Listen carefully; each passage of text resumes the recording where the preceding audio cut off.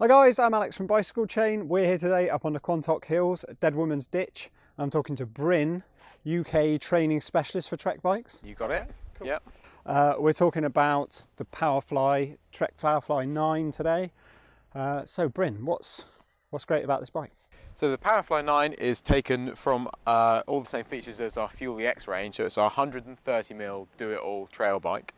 All the same features across all our full suspension mountain bikes. So Evo Link suspension, ABP active braking pivots that keeps the brake suspension working while you're on the brakes, gives you lots of confidence. Adjustable geometry of the Mino Link, so you can flip this chip, drop the BB by 5 mil, and also slacken or steepen the head angle by half a degree, so you can tune the attitude of the bike to how you like to ride. New features for 2017 is the straight shot down tube, which gives us a really straight down tube, meaning the bike's extra stiff. Knock block frame defense, so your bars can't hit the top tube or the fork hit the down tube. E2 head tube as well, so you've got a normal size bearing on the top and then a 1.5 inch bearing at the bottom of the head tube. Means that when you're on the brakes or steering, keeps the bike very stiff and stable at the front. All with the same features you would see on the other bikes. So we've got internal cable routing, which is held in the down tube by a zip tie to keep it quiet, and then including stealth dropper posts. So everything you would have on your normal mountain bike is on the Powerfly as well. So the knock blocks, how does that work? Tell me obviously how you guys came up with that and how did you test it? And the knock block system was out of necessity really. We wanted to make the down tube straight, because a straight line is the stiffest and you save weight. But the downside of that is it means that your fork crown could hit the down tube in a crash or when turning. So what we've done is engineered a keyed system on the top of the head tube and the headset, which interlocks with each other, limiting the steering to stop any problems with the two parts contacting each other. It also is a benefit where you have your stem slammed on the top of the stem, on the top of the steerer, and then your brake levers in quite a steep position. That limits you hitting the top tube and any damage that way as well. Lots of testing goes into it. If you do have a big crash, all the parts are interchangeable if they were to break, but so far it's all worked really well. so the story I heard about you throwing them out the back of a pickup in the States, is that correct? That's a true story, yeah. Okay. Yeah. I wasn't there. Don't try it at home. Obviously don't try that at home. So a couple other features that we've got on the Powerflies is they come with boost spacing on the hubs, so we've increased the width of the spacing from the front wheel and the back wheel to give you a better spoke bracing angle and a stiffer wheel.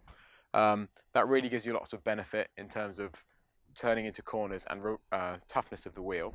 We've paired that with a 40mm wide rim, which gives you much more support on the tyre, as they come with a plus size 2.8 inch tyre. For winter we've put some 2.4s on just to give us a bit more grip, and today we found on the Quantocks it's nice and muddy, so that's really helped out in terms of cornering and traction on the hills. Something else we wanted to touch on is the motor armour. Obviously the motor's a very integral part of the bike and you really want to keep that protected from rocks and roots and that sort of thing, so we fitted an aluminium motocross style motor armour bash plate underneath.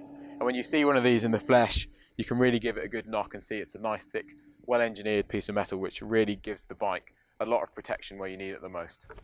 And that's a Trek-specific add-on, not a Bosch part. Add-on. Yeah, Yes, okay. yeah. So really, all those features, obviously, on the Fuel and the Remedy, as Slash and so on, a lot of them as well. Yeah. So the electric components of this, you're running the Bosch motor. Yeah. And it's the Performance Line CX. So what can you tell me about that? So we've partnered with Bosch for all of our e-bikes, mainly because they fit really nicely into the frame, and then you've got a lot of ability to tune them in the shop as well. So your local dealer will be able to plug it into their system, and we also, as Trek, make sure that all of our dealers are trained with Bosch before they can sell the bike. So it's lots of security and reassurance when you take it in. You know you're going to get the right service straight away. This Powerfly 9 comes with the CX motor, and this has 20 Newton meters more torque than the performance motor, meaning that you can run a slightly harder gear and it can pull a bit better and give you better performance. And we also make that with the 500 amp hour battery, So essentially the fuel tank on the bike is bigger to match essentially the bigger engine of the motor. So those two have to go hand in hand to provide the extra power. You can use the 400 battery, but the range will just be less. Sure. And obviously range is complex because there's an awful lot of variables in there. So obviously in store we get asked a lot, how many miles is this going to do? And people want a square answer. Which obviously isn't possible. But as a rough guide on something like this, what kind of mileage are we talking? I would say talking hours. So if you're going out for a 2 or 3 hour bike ride, not a problem.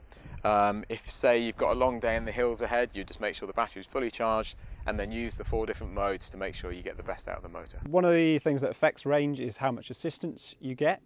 Now, on the Bosch system, you have 4 settings. Yep, that's correct. Completely off, for real men. For real men. That's a joke. Eco, Tour, Sport, Turbo. So 5 really, actually. But I'll ask Bryn, what difference is that making to what you put into the bike? So you have to pedal the bike no matter what you're doing. It's a pedal assist. The beginning mode, Eco, gives you 25% extra boost of what you put in. So if you give it a pound of pressure, it'll give you 25%. So that would be for kind of smooth roads or where you don't need to put in too much effort. As you up the range to the next one is Tour, that'll give you 100% boost. So that'll match the amount of effort you're putting to the bike.